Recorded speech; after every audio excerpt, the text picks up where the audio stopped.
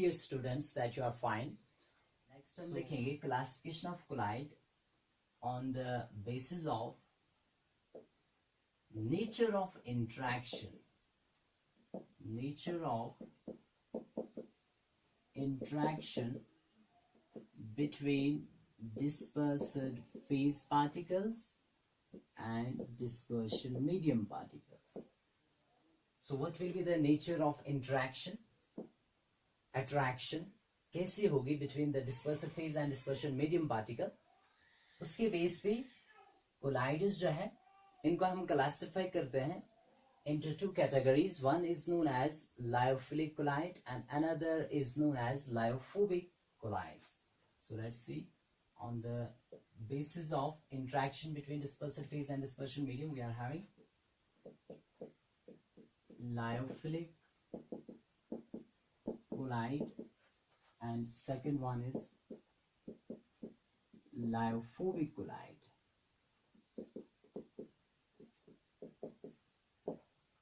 Right? So what is lyophilic? Lyo means solvent, phile means loving.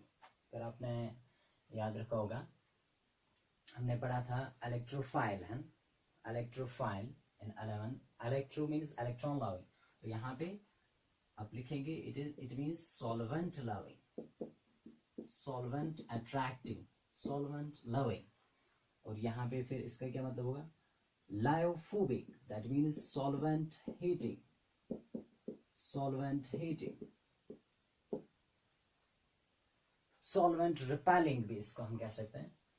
और यहाँ पे और एक बात, अगर यहाँ पे देखो एक्चुअली कोलाइड में हम यूज करते हैं dispersion medium and dispersive phase, dispersion medium and dispersive phase. तो अगर आपका जो डिस्पर्शन मीडियम है, लेट्स से वो यहाँ पे वाटर है, if solvent is your water है ना, dispersion medium is your water, then it is known as hydrophilic. तो इसको हम कोलाइड को क्या बताएंगे? Hydrophilic colloid. So you will remember it that if we are having water as our dispersion medium, it is known as hydrophilic colloid. और यहाँ पे भी है ना, solvent if we are having water, that is dispersion medium we are having water, so it will be known as hydrophobic because hydro means water, hydrophobic colloid. ठीक है, साथ में हम कंपेयर कर रहे हैं लायोफिलिक कोलाइड और लायोफोबिक कोलाइड. सो lyophilic collide जो होता है ये कब बनता है, कौन से सबस्टेंसेस लायोफिलिक कोलाइड बनाते हैं? अब याद रखेंगे organic compounds, organic substances like हमारे पास है स्टार्च है, हमारे पास ग्लू है, हमारे पास ठीक है, गम है हमारे पास, प्रोटीन्स है हमारे पास, रुबर है हमारे पास. All these organic compounds they form lyophilic colloid. Lyophilic का मतलब ये हुआ, ये जो आपके डिस्पर्सिव फेज है, डिस्पर्सिव फेज के पार्टिकल्स के दरमियान और डिस्पर्शन मीडियम के पार्टिकल्स के दरमियान इंट्रैक्शन जो होगा बहुत ही स्ट्रांग होगा. अट्रैक्शन जो होगा, फोर्स ऑफ अट्रैक्शन वो बहुत ही स्ट्रांग होगा. So they love each other. यहाँ पे आपको समझ में आ रहा है, solvent loving. Dispersion medium particles and dispersive phase particles, they are having good attraction between them. और यहाँ पे आप याद रखेंगे लायोफोबिक कोलाइड्स जो है कौन से कंपाउंड से बनाते हैं? Inorganic compounds. Inorganic compounds like we are having metals. Similarly, they are sulfides, that is metal sulfides, and similarly we are having metal hydroxides. Metal hydroxides ये बनाते हैं lyophobic colloid. और यहाँ पे there is no good interaction between the dispersive phase particles and the dispersion medium particle. जैसे metal we are having gold, we are having platinum, we are having silver, like इनके metal sulfide जैसे arsenic sulfide, Es2S3. This metal hydroxide we are having iron hydroxide, right? We are having aluminum hydroxide, that's AlOH whole thrice. तो ये जो आपके colloids है, these are lyophobic. There is no good interaction between these metal particles, that is the dispersive phase particles, and the dispersion medium particles. यहाँ पे कोई good interaction नहीं होता है. Actually here what happens, dispersed phase particles they hate the dispersion medium particles. तो इसलिए आप खुद ही बता सकते हैं यहाँ पे good attraction है, interaction strong है between the dispersed phase and dispersion medium particles, so it will be more stable. ये stable होता है और ये कैसा होगा, it will be unstable. इसलिए जब ये स्टेबल है, लायोफिलिक कोलाइड्स जो है दे आर स्टेबल. सो यहाँ पे और एक बात जो है, these colloids are known as intrinsic colloids. Why these are known as intrinsic colloids? Because they can be prepared easily by directly mixing dispersed phase particles with the dispersion medium. You take the starch and mix it with water, easily वहां पे lyophilic collide बन जाता है direct mixing पे. सो that's why इनको हम कहते हैं इंट्रिंसिक कोलाइड्स. बट यहाँ पे तो गुड इंटरेक्शन था इसलिए इजिली बन जाता है. यहाँ पे तो dispersed phase particles they heat the dispersion medium particles, so they are not formed directly. Indirect method से इनको बनाया जाता है. इनडायरेक्ट मेथड्स वो आगे हम सीखेंगे. Disintegration methods like Bredig's arc method, उससे प्रिपेयर किए जाते हैं lyophobic colloid. So that's why यहाँ पे हम बताएंगे इनको extrinsic colloids. These are known as extrinsic colloids. So this will be another difference. Similarly, आप यहाँ पे याद रखेंगे लायोफिलिक कोलाइड्स जो है they are reversible in nature. So what do you mean by reversible? Reversible colloids इनको हम कहते हैं.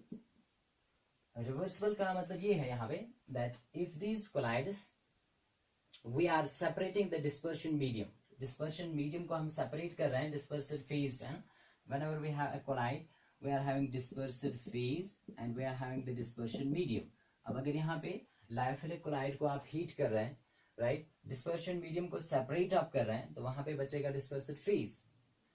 उसके बाद सेपरेशन के बाद या क्रिस्टलाइजेशन के बाद अगर आपने अलग किए क्रिस्टल्स, ठीक है, डिस्पर्स्ड फेज पार्टिकल्स को अलग किया, डिस्पर्शन मीडियम को अलग किया, उसके बाद अगर आप डिस्पर्स्ड फेज पार्टिकल्स को फर्दर सॉल्वेंट में डालेंगे, डिस्पर्शन मीडियम में डालेंगे, तो after again remixing we will again get the lyophilic collide.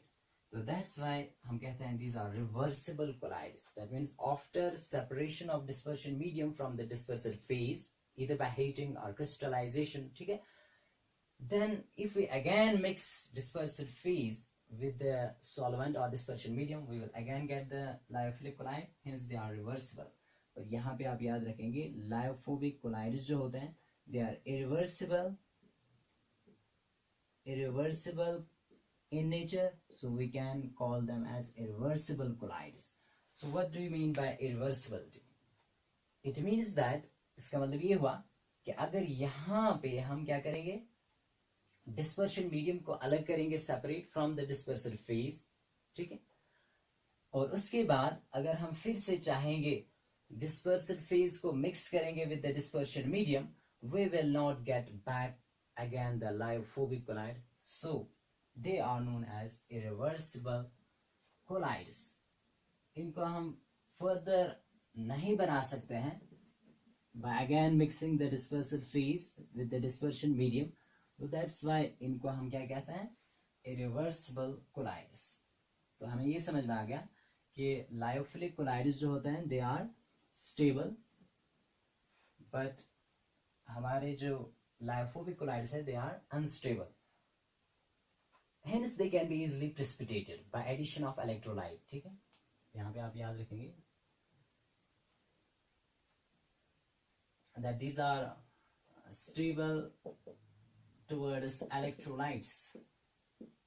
अगर यहाँ पे इनको हम कोई electrolyte ऐड करेंगे तो ये precipitate नहीं होते हैं, they do not get easily precipitated. पर यहाँ पे आप याद रखेंगे on addition of electrolytes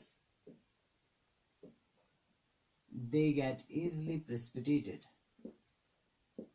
They get easily precipitated, right? So next बात जो यहाँ पे आप याद रखेंगे, लायोफिलिक कोलाइड्स जो है, अगर हम विस्कोसिटी की बात करेंगे तो आप याद रखेंगे, you will write they have more viscosity or more viscous as compared to dispersion medium. जब आपने डिस्पर्सर फेज लिया था, डिस्पर्शन मीडियम में डाला, तो डिस्पर्शन मीडियम की जो विस्कोसिटी थी पहले, जब तक डिस्पर्सर फेज उसमें नहीं था, तो अगर हम कंपेयर करेंगे बाद में जो लायोफिलिक कोलाइड बना उसकी विस्कोसिटी ज्यादा होती है as compare to the dispersion medium. Viscosity ज्यादा इसलिए होती है क्योंकि यहाँ पे मैंने बताया था disperser phase and dispersion medium have a good attraction between them because they love each other. Now in case of this lyophobic collide, यहाँ पे आप याद रखेंगे viscosity is nearly same.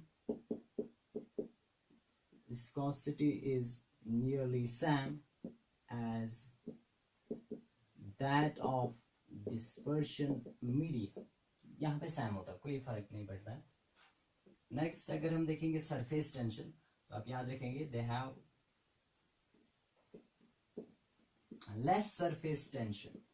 Surface tension यहाँ पे कम होता है क्योंकि ये तो स्टेबल है ना.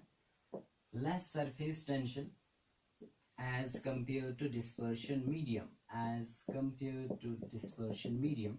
और यहाँ पे आप याद रखेंगे surface tension is nearly same. Surface tension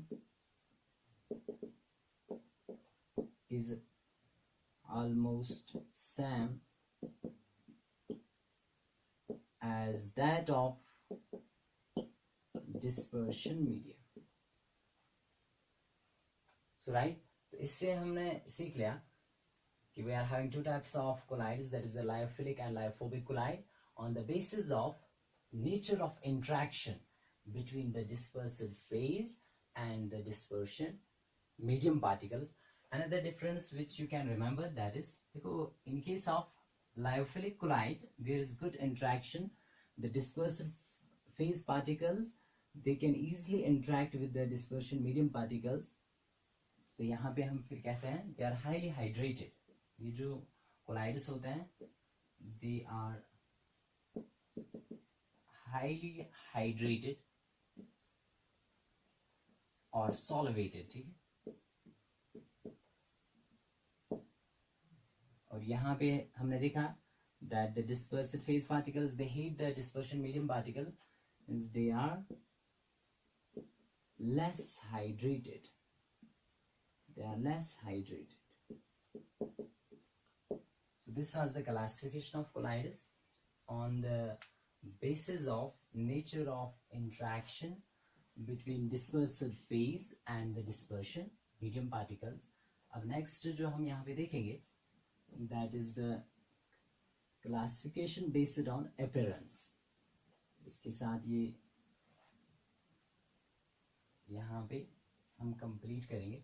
So let's see another जो है, that is on the basis of appearance. On the basis of appearance. So on the basis of appearance we have already seen, एक तरह के collide को हम क्या कहते हैं, सॉल कहते हैं. Sol means which just looks like liquid type है ना. इसमें क्या होता है, सॉल में मैंने बताया था dispersive phase is our solid and dispersion medium is our liquid. तो ज्यादा अमाउंट में जो है that is liquid, so that's why it looks like liquid. Now the sols in which the dispersion medium is our water. Dispersion medium जिसमें water होगा, मैंने क्या बताया था, that's known as aquasol or hydrosol. And if dispersion medium is alcohol, it's known as alkosol. If dispersion medium is benzene, it's known as benzosol. And if, तो यहाँ पे आप लिखेंगे इसको हम aquasol कहते हैं, hydrosol. और यहाँ पे next, अगर dispersion medium आपका गीस है, then it is known as aerosol. Aerosol.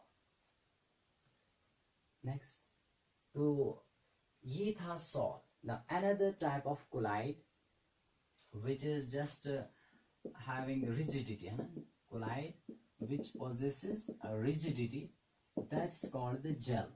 Jail में मैंने बताया था क्या होता है, जो आपका डिस्पर्सिड फेज होता है, दैट्स योर डिस्पर्सिड फेज जो आपका होगा, that will be your liquid, and dispersion medium जो आपका होगा, that will be your solid. Solid ज्यादा अमाउंट में होता है और आपका लिक्विड जो है बहुत ही कम, तभी ये जेल, लाइक जेलीज मैंने इसमें एग्जांपल आपको दी थी, like cheese we are having, jam we are having, all these are gels. अब ये जो जेल है, किसी वक्त कोई सबस्टेंस जो है, कोई सबस्टेंस एक्ट करता है, behaves as both sol as well as gel, तो उसकी एग्जांपल आप याद रखेंगे। जैसे we are having gelatin.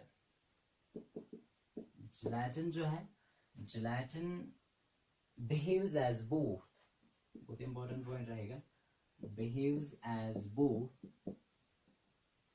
Sol as well as gel. Now let's see कब ये सॉल बिहेव करेगा। नंबर फर्स्ट, अगर टेम्परेचर हाई होगा, so at high temperature and low concentration of gelatin, अगर जिलेटिन कम कंसंट्रेशन में है और टेम्परेचर बहुत ज्यादा है, at that time it will act as sol, it behaves as sol. Now, if we are having low temperature, अगर temperature कम है and high concentration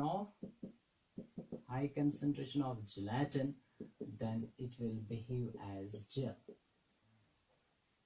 So right, ये आप याद रखेंगे। Now, gels are of two types. One is called elastic gel. Elastic gel, that means the gel which possesses the property of elasticity, है ना? Elasticity.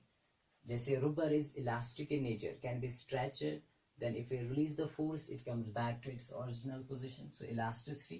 तो यहाँ पे भी आप याद रखेंगे, ये जो elastic gel है can be easily deformed, इसको हम डिफॉर्म कर सकते हैं, इसकी शेप को चेंज किया जा सकता है by applying force। अगर इस पे हम क्या करेंगे, force apply करेंगे, so what happens, it gets deformed, so can easily be deformed by applying force, so that's why it is elastic in nature।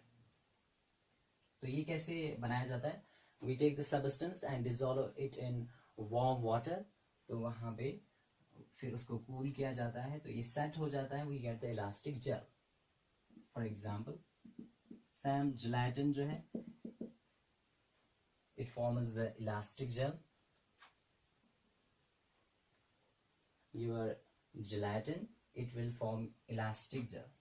Now, another is known as inelastic gel, that means which do not show elasticity, so that means ये जो inelastic gels है,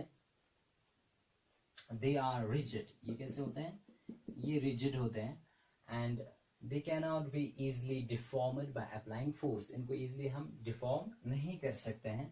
तो ये जो है, they are prepared by special chemical reaction से इनको prepare किया जाता है।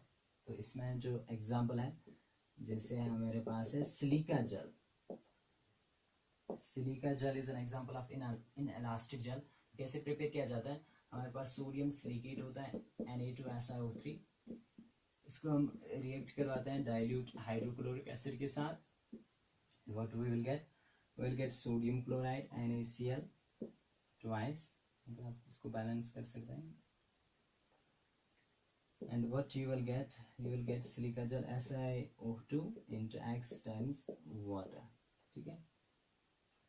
हाँ, एक्चुअली यहाँ पे H2O है, तो X1 ही है, किस वक्त वाटर मॉलिक्यूल्स और भी ज्यादा हो सकते हैं, तो ये आपका यहाँ पे है सिलिका जेल। उसके बाद water is removed by some special methods, तो ये जो सिलिका जेल है, it is inelastic in nature. यहाँ पे दो टर्म्स आप याद रखेंगे, बहुत ही इंपॉर्टेंट रहेंगे जेल के बारे में। One is called the weeping of gel, another is called thixotropy। So what is weeping of gel, or it's also known as syneresis। so इसका मतलब क्या होता है, it means shrinking of gel, shrinkage of gel on standing, या इसको ऐसे हम लिख सकते हैं shrinkage of gel by losing solvent or water molecule है ना. Let's say the dispersion medium is water. On standing, अगर हम किसी जल को स्टैंडिंग पोजीशन पे रखेंगे और वो श्रिंक होता है by losing the water, that is called the weeping of gel, or it's known as syneresis. Another is called the thixotropy.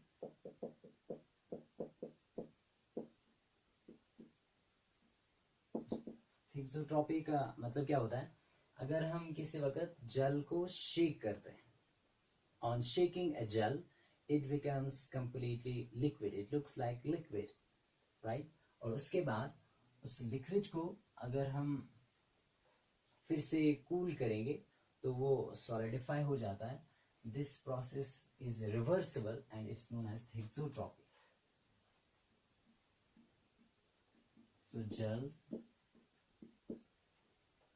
become liquid on shaking, and if liquid is again